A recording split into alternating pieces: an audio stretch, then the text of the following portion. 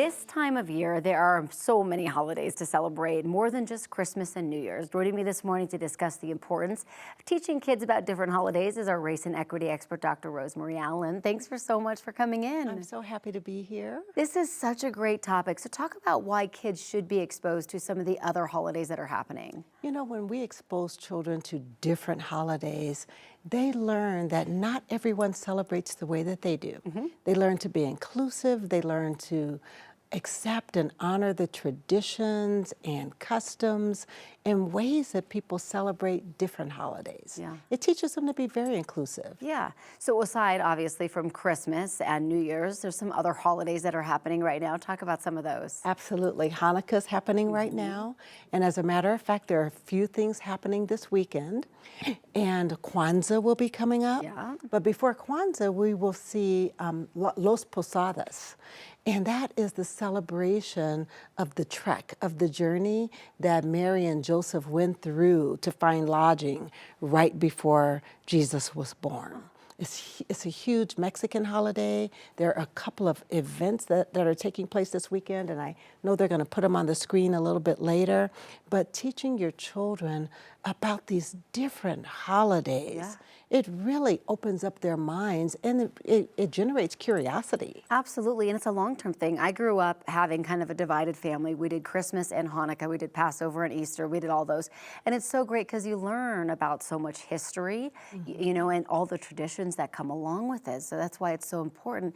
And participating in those too for kids is really important. Absolutely. And one of the beautiful things, especially during the winter holidays, because there's so much going on between Hanukkah and Christmas and Kwanzaa, and they're learning about differences, but they're also realizing the similarities. Right. That in celebrating these differences, there's so much we have in common. They learn about family values, about the need of taking care of each other, about some gift giving and receiving. So we find out in all of our differences, so much of who we are as humans remain the same.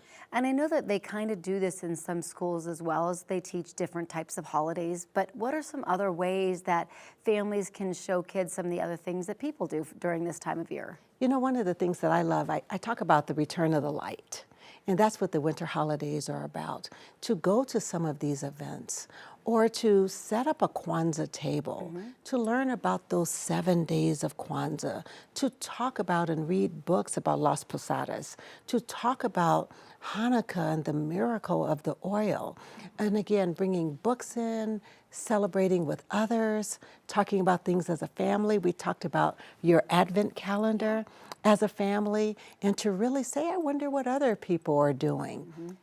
The internet is a great thing when used correctly. Yeah. You know, let's look it up. Let's see if other people have an Advent calendar. What other holidays have candles?